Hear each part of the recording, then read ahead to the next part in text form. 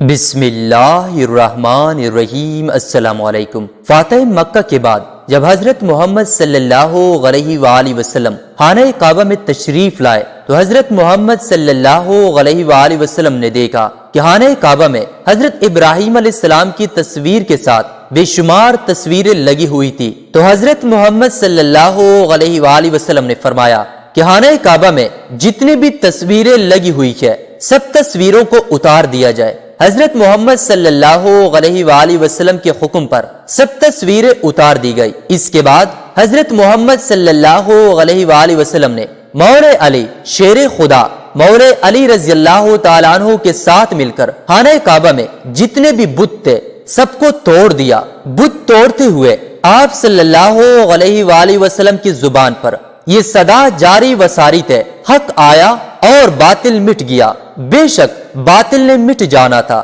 سب بتوں کو توڑ کر خانہ کعبہ سے شرک کا نام و نشان مٹا دیا گیا۔ صفا مروہ پر دو مشہور بت جن کے نام اصاف اور نائلہ تھا، ان بتوں کو بھی توڑ دیا جو کہ بیت اللہ میں بے حرمتی اور زناکاری کی وجہ سے رہتی دنیا تک عبرت کا نشان بن گئے تھے۔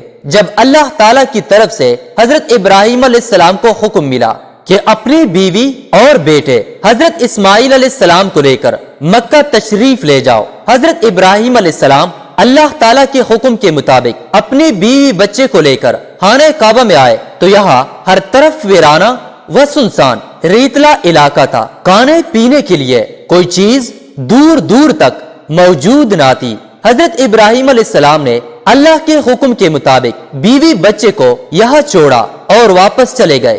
جب آپ علیہ السلام دوسری بار خانہ کعبہ آئے تو آپ یہاں زیادہ دیر نہ ٹھہرے۔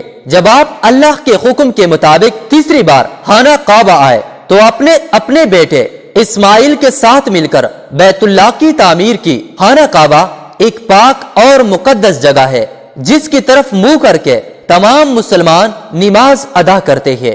اللہ تعالیٰ نے صاحب حیثیت فرد پر زندگی میں ایک بار بیت اللہ شریف کا حج کرنا فرض قرار دیا ہے تاکہ وہ پاک و صاف ہو کر بیت اللہ شریف سے واپس آئے اور اس کے فرائض ادب کو سمجھے۔ ناظرین گرامی، جب سے خانہ کعبہ تعمیر ہوا تب سے لے کر اب تک جس نے بھی بیت المقدس کی بے حرمتی کی یا بے حرمتی کرنے کی کوشش کی تو اللہ تعالیٰ نے ان کا بہت برا حال کیا، جو کہ رہتی دنیا تک عبرت کا نشان بن کے رہ گئے، پھر چاہے وہ دنیا کا طاقتور ابرہا اور اس کے ہاتھی ہی کیوں نہ ہو۔ اور جو ان کا حال ہوا تھا وہ قرآن مجید میں موجود ہے۔ اس کے علاوہ قرآن و حدیث کی روشنی میں کئی ایسے واقعات ملتے ہیں کہ جنہوں نے بیت اللہ شریف کی بے حرمتی کی ان کو اللہ تعالیٰ نے دردناک عذاب دے کر تباہ و برباد کر دیا۔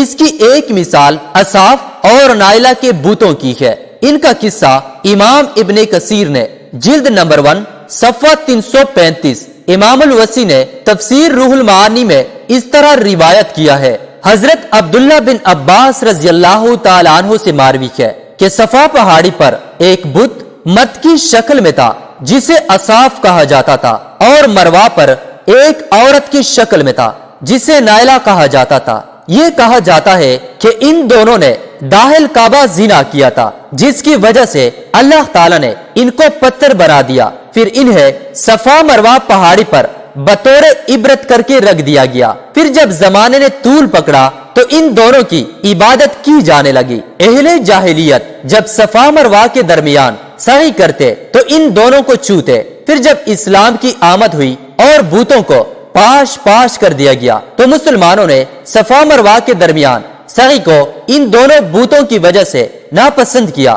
علامہ ہشمی نے البزار فی مسند جلد نمبر 3 صفحہ نمبر 299 پر حضرت عائشہ رضی اللہ تعالیٰ عنہ سے روایت لکھتی ہے کہ حضرت عائشہ فرماتی ہے کہ ہم نے لوگوں سے بار بار یہ سن رکھا تھا کہ اصاف اور نائلہ جو کہ قبیلہ جرہم کے مرد وزن تھے، انہوں نے خانہ کعبہ میں زنا کیا تھا، جس کی وجہ سے انہیں پتھر کا بنا دیا گیا۔ ناظرین گرامی، زمانے جاہلیت میں قبیلہ جرہم کا ایک اصاف نامی خوبصورت جوان تھا، اس کا اصل نام اساق بن یالا تھا، اور نائلہ ایک خوبصورت قواری لڑکی تھی جس کا نام نیلہ بنت زید تھا۔ اس کا تعلق بھی جرہم قبیلے سے تھا۔ قبیلہ جرہم وہ قبیلہ تھا جو سب سے پہلے مکہ میں آ کر رہائش پذیر ہوا تھا۔ یہ قبیلہ ہر وقت بیت اللہ شریف کے ارد گرد دکھائی دیتا تھا، لیکن بعد میں اس قبیلے کو شکست ہوئی تو یہ یمن میں جا کر رہائش پذیر ہو گیا۔ اب یہ دونوں محبت کے پجاری اصاف اور نائلہ بھی یمن میں رہنے لگے۔ روایت میں آتا ہے کہ ان کے گھر والے ان کی شادی کے خلاف تھے، جس وجہ سے ان کے ملنے پر پابندی تھی۔ خیر، ان میں ناجائز تعلقات روز بروز بڑھتے گئے۔ ایک مرتبہ قافلے کے ساتھ حج کرنے کا دونوں کا اتفاق ہوا تو یہ دونوں خانہ کعبہ میں داخل ہوئے۔ وہاں انہوں نے کسی شخص کو نہ پایا۔ اس تنہائی سے فائدہ اٹھاتے ہوئے ان دونوں نے بیت اللہ شریف میں زناکاری کرنا شروع کر دی۔ ان دونوں پر اسی وقت اللہ تعالیٰ نے عذاب نازل کیا تو یہ دونوں پتھر کے بن گئے۔ جب دوسرے قافلے کے لوگ خانہ کعبہ کے اندر گئے اور ان دونوں کو پتھر کی حالت میں دیکھ کر بہت حیران و پریشان ہوئے تو لوگوں نے ان دونوں کی مورتیوں کو خانہ کعبہ سے اٹھایا اور باہر لا کر رکھ دیا تاکہ ہر خانہ کعبہ میں آنے والے لوگ ان کے دردناک انجام سے عبرت حاصل کرے۔ لیکن ان کے اس عمل کا نتیجہ کچھ اور ہی نکلا۔ مکہ کے لوگوں نے اصاف کے بت کو اٹھا کر صفا کے مقام پر رکھ دیا، جبکہ نائلہ کے بت کو مروا کے مقام پر لے گئے تھے، اور ان کو ان کے انجام کی سزا یہ مقرر کی گئی کہ جو بھی شخص صفا مروا پر جائے ان دونوں بتوں پر ایک جوتا رسید کرے۔ کچھ نسلوں تک تو یہ عمل جاری رکھا، پھر لوگوں نے انہیں تپڑ رسید کرنے شروع کر دیے۔ کچھ نسلوں کے بعد لوگوں نے ان کو خات لگانا شروع کر دیا، لیکن لوگوں نے ان سے عبرت حاصل کرنا کم اور ان کو پوجا زیادہ شروع کر دی، حتیٰ کہ نبی اکرم صلی اللہ علیہ وآلہ وسلم کے دور میں یہ بت بہت بڑے بتوں میں شمار کیے جاتے تھے، حتیٰ کہ ان کو لوگ خدا مانتے تھے۔ ان کے سامنے سجدہ ریز ہوتے، منتیں مانگتے اور بڑی بڑی قربانیاں کرنا شروع ہو گئے تھے۔ فتح مکہ والے دن نبی کریم صلی اللہ علیہ وآلہ وسلم نے اصاف اور نائلہ کے بتوں کو بھی صفا مروا سے لا کر توڑ دیا۔ حضرت امام شابی فرماتے ہیں کہ چونکہ یہ دونوں بت صفا اور مروا پہ تھے تو اس لیے مسلمان ان دونوں کے درمیان صحیح کو برا محسوس کرتے تھے، تو پھر اللہ پاک نے یہ آیات نازل فرمائی، بے شک صفا اور مروا اللہ کی نشانیوں میں سے ہے، پس جو کعبہ کا حج یا عمرہ کرے تو اس پر کوئی گناہ نہیں کہ ان کے درمیان طواف کرے، اور جو کوئی اپنی خوشی سے نیکی کرے تو بے شک اللہ قدردان جاننے والا ہے۔ لہٰذا آج ہر مسلمان جو حج یا عمرہ کی سعادت حاصل کرتا ہے وہ صفا اور مروا کے درمیان 7 مرتبہ چکر لگاتا ہے، جو کہ مناسک حج میں شامل ہے۔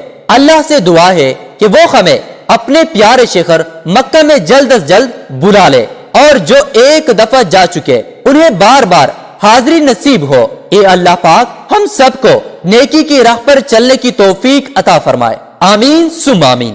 ناظرین، ہم امید کرتے ہیں کہ ہماری آج کی ویڈیو آپ کو ضرور پسند آئی ہوگی، اور اگر آپ کو یہ ویڈیو پسند آئی ہے تو پلیز لائک اور شیئر کریں، اور اگر آپ ہمارے چینل پر نئے ہیں اور ابھی تک آپ نے ہمارے چینل کو سبسکرائب نہیں کیا تو پلیز ہمارے چینل کو سبسکرائب کریں اور ساتھ ہی لگے بیل کے بٹن کو بھی دبائیں تاکہ آئندہ آنے والی ہر ویڈیو کا نوٹیفیکیشن آپ کو بر وقت ملتا رہے۔ اللہ تعالی ہم سب کا حامی و ناصر ہو، آمین ثم آمین۔